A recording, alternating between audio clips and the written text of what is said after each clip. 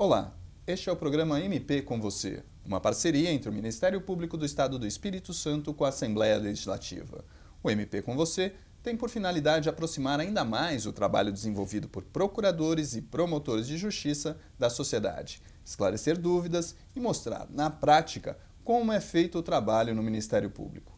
No programa de hoje, o convidado é o promotor de justiça Alexandre de Castro Coura, que atua na 6ª Promotoria de Justiça Civil de Colatina.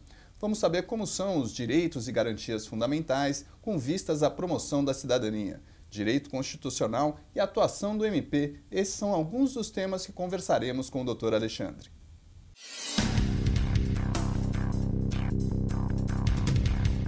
Este é o MP com você. No programa de hoje, recebemos o promotor de justiça Alexandre de Castro Coura. Doutor, Ministério Público e Constituição. Qual o papel constitucional do Ministério Público? Bem, o papel constitucional do Ministério Público ele vem definido no artigo 127 da Constituição da República. Lá está dito que incumbe ao Ministério Público zelar pela defesa dos direitos individuais indisponíveis e de relevância social. Mas essa ideia ela é desdobrada em outros dispositivos constitucionais e em inúmeras leis que tratam das atribuições dos membros do Ministério Público. Se a gente pensar aí na Constituição de 1988, ela ampliou bastante o espectro de atuação do Ministério Público.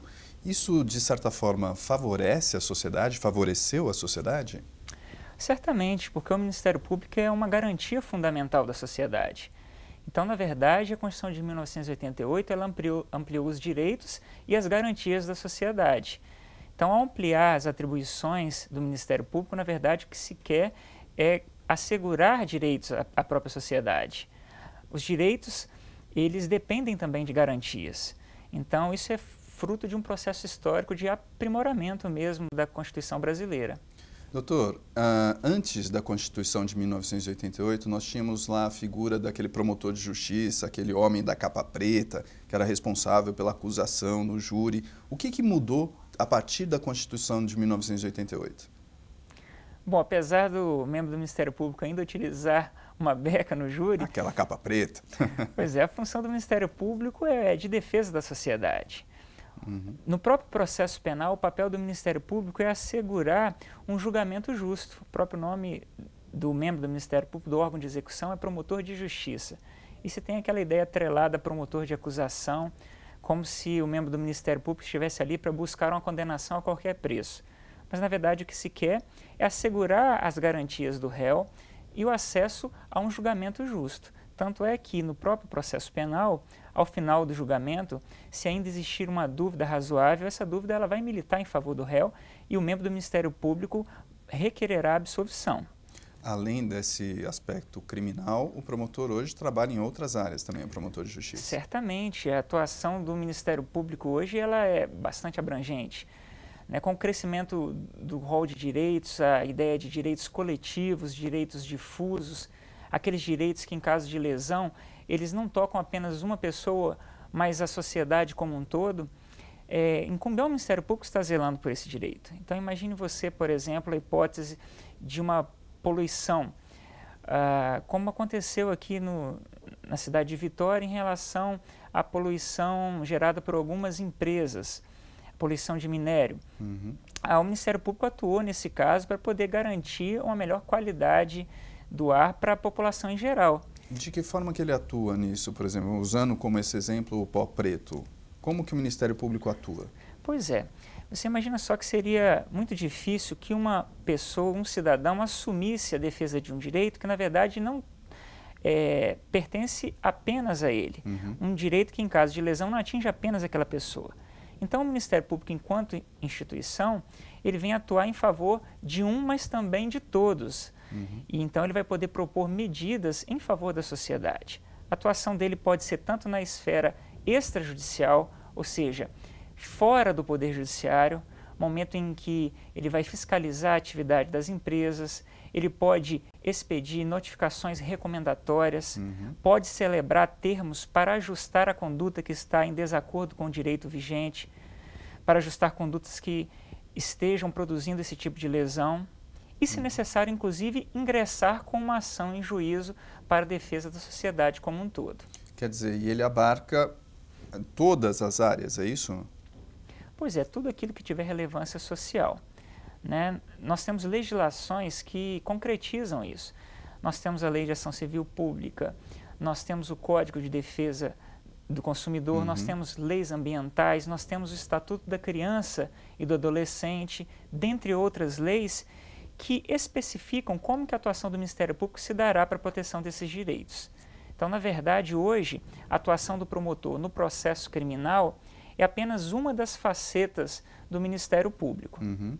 E nessa outra área, de que forma ele atua? Também com ações? O senhor falou da questão extrajudicial e da questão judicial. Como é que isso pode convergir? Se não dá certo a questão extrajudicial, aí sim é que o Ministério Público vai entrar, vai atuar com uma ação no judiciário, é isso? Pois é, o Ministério Público, enquanto instituição, ele tem uma característica muito interessante. Recorrer ao Poder Judiciário, buscar uma sentença judicial, é apenas uma possível estratégia de atuação do membro do Ministério Público. Então, observe que o Ministério Público ele poderá chamar, por exemplo, para uma audiência extrajudicial, uma audiência apenas com o promotor de justiça, aquela pessoa que esteja causando dano. E pode propor para essa pessoa a correção do seu comportamento. E ali ele vai elaborar um documento que é chamado Termo de Ajustamento de Conduta, em que ele fixará as consequências pelo descumprimento do acordo que foi celebrado. Perfeito. E aquele acordo é válido. Observe então que surgirá o interesse para a pessoa de cumprir o acordo, porque com isso ela estará evitando inclusive um processo contra si. Se necessário, o Ministério Público recorrerá ao Judiciário. Mas agora, Rubem, é importante notar o seguinte, que essa atuação do Ministério Público fora do Poder Judiciário, ela não se dá apenas por meio do firmamento de um acordo. Ela não se funda apenas no receio do infrator de ser processado. É possível a construção democrática de uma solução, a criação de um consenso. Um exemplo disso, para a gente poder esclarecer melhor, um exemplo prático disso. Vamos lá. Vamos trabalhar uma hipótese que aconteceu aqui no estado do Espírito Santo, no norte, na cidade e comarca de Jaguaré. A comarca de Jaguaré era uma comarca com um índice de criminalidade alto, considerando o número de habitantes. Certo.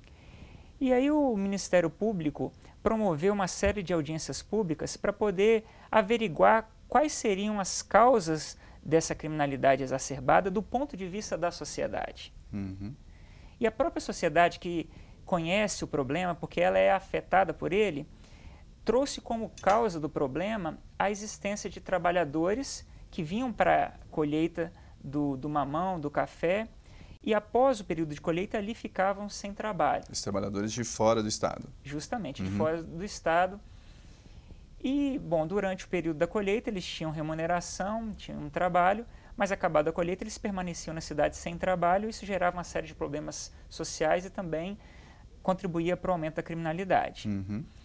E a própria sociedade tinha uma ideia de como solucionar esse problema, mas era uma ideia que sozinha ela não conseguia implementar. E qual foi a ideia da comunidade de Jaguaré? Criar o cadastramento desses trabalhadores. Perfeito. O próprio Conselho de Segurança Pública desenvolveu um programa para cadastrar essas pessoas e não conseguia implementar porque os trabalhadores se recusavam a passar no Conselho de Segurança. Com a participação do Ministério Público, então os produtores rurais foram chamados a novas audiências públicas em que foi acordado que os trabalhadores solicitariam, ou melhor, os empregadores solicitariam dos trabalhadores esse cadastro. Perfeito. Como uma condição para o fornecimento do trabalho. Então, os trabalhadores, por sugestão dos empregadores, passaram a se dirigir ao Conselho de Segurança, realizaram um cadastramento e, com base nesses dados, o Ministério Público pôde fazer um trabalho social, conseguir certidões de nascimento para aqueles que ainda não haviam sido registrados e uma série de outros direitos que estavam sendo, vamos dizer assim, desconsiderados.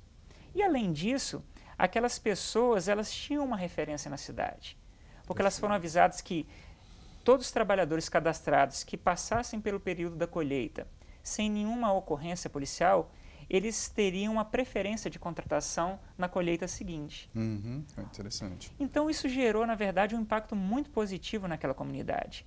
E o Ministério Público, veja só, ele foi apenas um mediador. E a solução... Não houve aí a atuação direta da Justiça. Não houve em nenhum momento a atuação direta do Poder Judiciário. Do Poder Judiciário. Isso. E algo também que seria até inviável de se buscar por meio de uma imposição, por meio de uma ordem judicial. É algo que depende do consenso, da construção, do diálogo. Isso foi feito pela atuação do Ministério Público.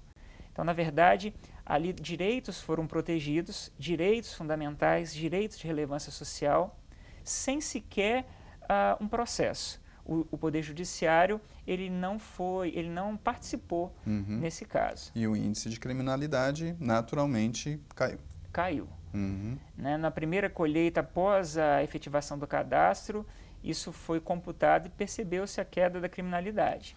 Doutor, aproveitando esse gancho aí entre a questão do Judiciário e o Ministério Público, ainda existe muita confusão entre o papel do Ministério Público e do Judiciário. De que forma a gente pode realmente diferenciar uma coisa de outra?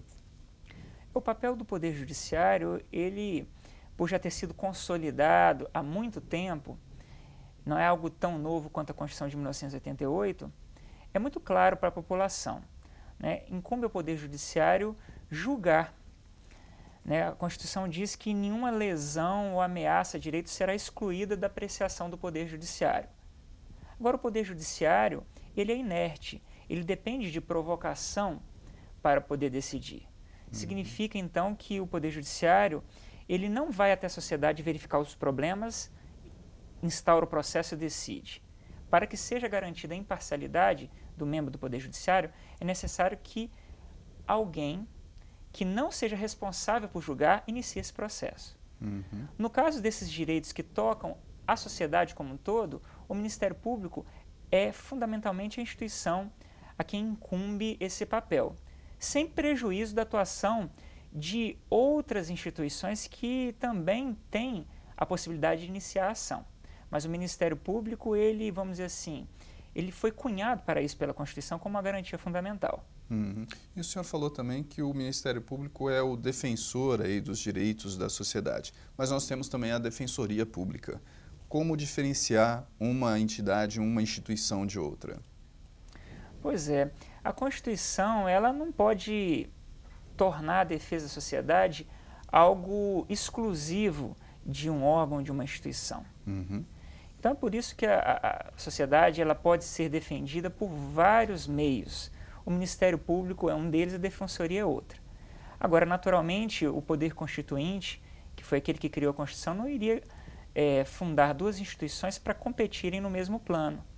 E por essa razão, há uma diferenciação de papéis. Embora o Ministério Público defenda a sociedade, assim como a Defensoria Pública,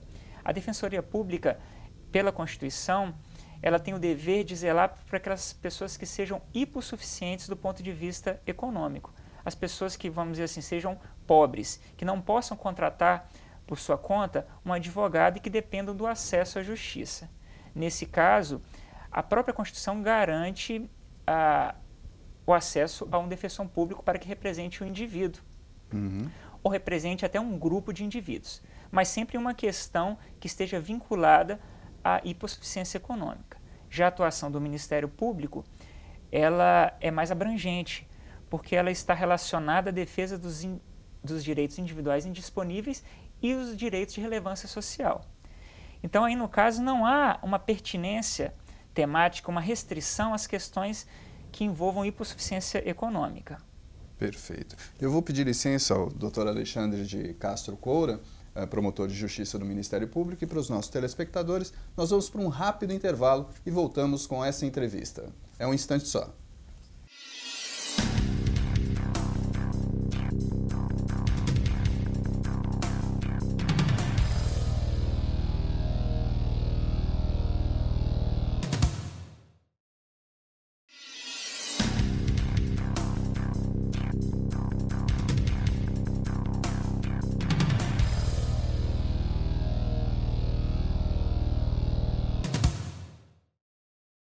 Estamos de volta com o MP com você, um programa do Ministério Público do Estado do Espírito Santo feito para o cidadão capixaba.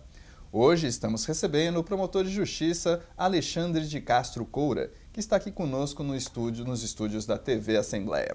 Doutor Alexandre, nós falamos já aí sobre o papel do Ministério Público e a Constituição.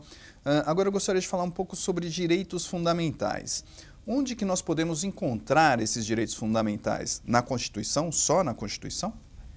Pois é, Rubem, os direitos fundamentais, eles derivam daqueles valores básicos, né, da liberdade, da igualdade, da solidariedade, e vêm sendo aprimorados no decorrer de toda a história do Brasil. Revolução Francesa, só para fazer um parênteses aí, é isso? Pois é, desde a Revolução Francesa lá, em que se afirmou que todos os homens nascem livres e iguais, a ideia de que nós temos direitos fundamentais, ela vem constando nas constituições de vários países.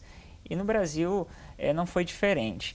A Constituição, então, a gente pode dizer que é o marco fundamental dos direitos fundamentais, né, até sendo redundante. É onde nós vamos encontrar o que aquele país considera como direito fundamental. Mas também há tratados internacionais que versam sobre direitos fundamentais, direitos humanos, há leis infraconstitucionais que consolidam esses direitos, como é o caso do Estatuto da Criança e do Adolescente, enfim, leis ambientais, que também o Estatuto do Idoso, que também se referem a direitos fundamentais, que acabam dando uma densidade normativa àqueles princípios que estão escritos na Constituição da República. E o Ministério Público atua também nessas áreas? Prioritariamente nessas áreas, né? O que pode ter maior relevância social do que a defesa dos direitos fundamentais? Então, todo o tempo, o Ministério Público ele está atuando. Até o Ministério Público do Processo Penal ele está defendendo direitos fundamentais. Ele defende o direito da sociedade, que é lesado pela prática do crime. Ele busca também a reparação dos danos, porque hoje é possível que o juiz, ao condenar, estabeleça a reparação dos danos causados. Ele garante que aquele réu ele não seja condenado sem a comprovação da prática do crime, da existência e da autoria do crime. E além da atuação do criminal, aquela atuação na área civil que nós já falamos. Certo. Na defesa do meio ambiente, na defesa dos consumidores em geral, na defesa dos idosos, dos portadores de necessidade, das pessoas com deficiência, enfim, de grupos que são considerados vulneráveis pela Constituição e que o Ministério Público irá defender por meio da sua atuação. Agora, doutor, a gente sabe que existem diferentes possibilidades de interpretação dessas leis, né? Isso não pode trazer uma banalização até para esses direitos fundamentais? Pois é, a questão da interpretação, na verdade, ela é inerente a qualquer texto. Nós interpretamos não apenas os textos normativos, mas nós interpretamos os fatos também. Então, hoje essa é uma preocupação da teoria do direito, dos tribunais, mas como essas múltiplas interpretações elas são discutidas no processo e os tribunais superiores, como o Supremo Tribunal Federal, eles vão se manifestando sobre esses temas, vai havendo uma certa estabilização, no sentido de que se torna previsível a interpretação.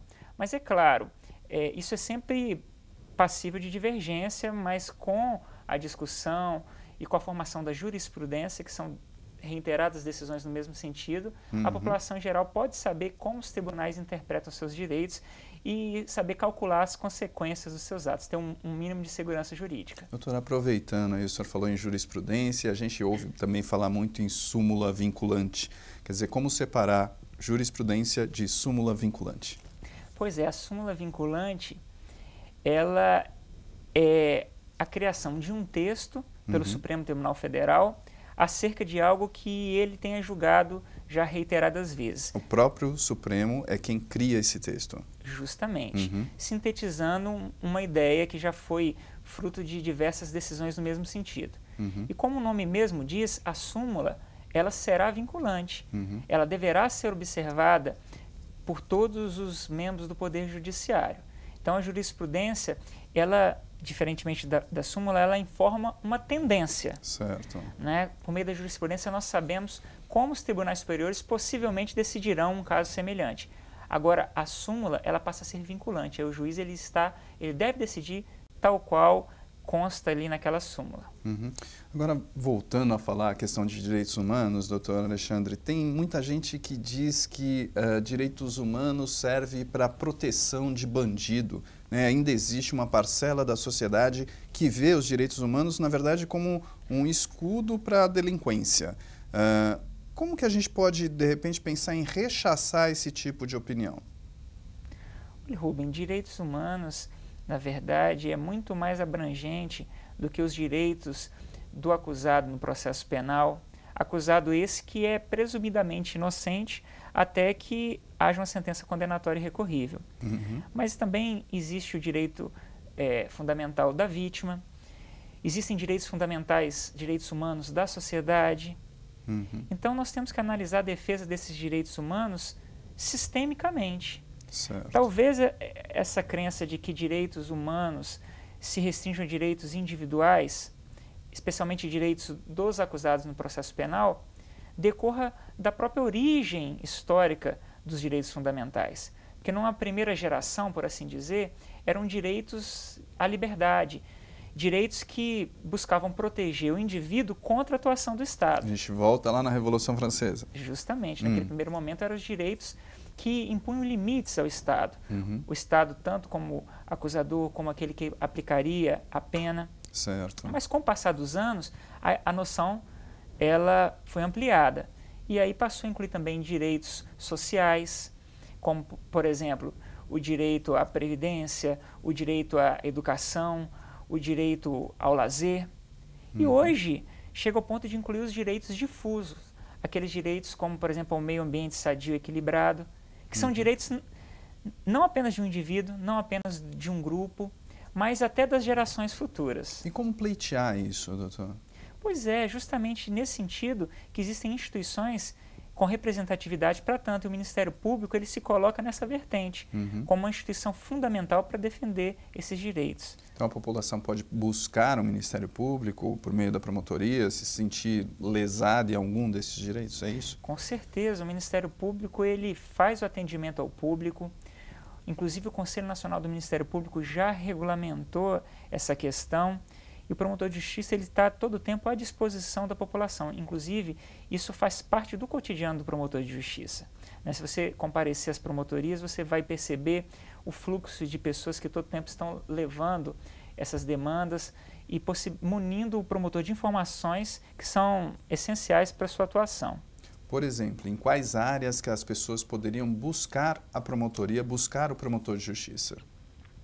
Pois é, sempre que tocar um direito fundamental, direito à saúde, por exemplo, direito à educação. Se a pessoa não for atendida num posto de saúde, isso é função para o Ministério Público? É uma forma de atuação do Ministério Público? Com certeza, porque o Ministério Público, a partir daquele problema individual, ele vai buscar identificar onde o sistema está falhando. Que dificilmente a questão ela toca apenas aquela pessoa que foi ali reclamando. Aquilo ali, na verdade, será a ponta do iceberg que vai ser desvelado pelo promotor, que buscará resolver o problema não apenas para aquele indivíduo, mas para a população em geral. A atuação do Ministério Público é sempre focada na sociedade como um todo. E como é que funciona? Qual a resposta que essa pessoa que vai fazer essa reclamação ela tem do Ministério Público? É uma resposta imediata? Pois é, toda pessoa que vá até o Ministério Público, mesmo que ela não tenha condição de levar uma reclamação por escrito, ela será atendida. O promotor de justiça, então, vai reduzir a termo, vai escrever a declaração dessa pessoa e vai formalizar a peça de informação. Ele terá, então, 30 dias para poder resolver o problema de imediato, identificar, eventualmente, que aquilo não aconteceu, ou então tomar uma providência no sentido de instaurar um inquérito civil ou uma ação judicial quando a solução do problema não puder se dar de maneira imediata. E aí? De qualquer forma, o que ele está fazendo é criando um mecanismo para resolver o problema. Né? Aquele problema que pode ser resolvido de maneira imediata, ele será, e aquele problema que exija uma atuação ou medidas que demandem um certo tempo, ele também será tomado por meio da formalização de um procedimento administrativo no Ministério Público ou até mesmo uma propositura de uma ação judicial, se necessária. E existe a parte da investigação também feita por parte do Ministério Público, não é isso? Com Com certeza, porque o Ministério Público, quando ele recebe a informação, o primeiro passo é se certificar de que aquilo realmente aconteceu. Essa investigação, ela pode ser tanto utilizada para responsabilização de alguém que cometeu um crime, quanto também para a solução de um problema que envolva a afronta a um direito humano da sociedade, um direito fundamental, um direito de relevância social. Então ele vai apurar isso, ele tem mecanismos para tanto. Existe lei que garante ao promotor a possibilidade de requisitar a informação dos órgãos públicos, inclusive se ele não for respondido, não for municiado com os dados que requisitou, isso inclusive configura crime por parte de quem se omite. Doutor, agora mudando um pouquinho de assunto, né? Hoje a questão das políticas públicas, né? Ela é reservada aos poderes executivo e legislativo, ou o Ministério Público e o Judiciário também podem atuar nessa área? É interessante que a sua indagação, na verdade, ela demonstra a amplitude das atribuições do Ministério Público, né? Daqui a pouco a gente estava discutindo a questão do Ministério Público no processo, na investigação penal, e agora nós vamos colocar a questão da política pública. Isso é a realidade do Ministério Público. Ele atua nas várias searas, mas em comum existe sempre a missão de defesa dos direitos da sociedade. E na questão das políticas públicas não é diferente. A política pública ela é desenvolvida prioritariamente pelo Poder Executivo, com base em leis que são criadas pelo Poder Legislativo. Uhum. Mas, em alguns casos, a omissão dessas instituições ela pode colocar em risco direitos fundamentais. Certo. E aí, nesse ponto, o Ministério Público pode agir dando causa, provocando a atuação do Judiciário para um controle judicial desta omissão. Para a gente dar um exemplo, doutor, disso. Pois é, imagine só que um determinado administrador público ele não esteja destinando a verba que a Constituição estabelece para a educação. Uhum. Essa verba ela vai ser utilizada na realização de políticas públicas voltadas à promoção do direito fundamental à educação. O promotor de justiça deverá atuar nesse caso, garantindo a aplicação desses recursos e promovendo a política pública. Para tanto, ele tentará primeiro resolver diretamente com o administrador. Se esse trabalho fora do judiciário não surtir efeito, ele então proporá uma ação para que haja o controle judicial dessa omissão. Doutor, e para a gente encerrar uma declaração aí para o nosso telespectador, quais são os desafios do Ministério Público? Os desafios são muito grandes, a sociedade é muito complexa. Cada dia que passa, os problemas eles também se reformulam. Mas eu penso que o caminho para o Ministério Público é o desafio, mas também a possibilidade de tornar cada vez mais consistente a realização do seu papel, é se aproximar da sociedade, criar mecanismos para reforçar esse diálogo com a sociedade, para que ela faça parte da construção, da solução dos problemas que afetam a própria população. E o nosso programa está aqui exatamente para isso, para esclarecer o cidadão capixaba.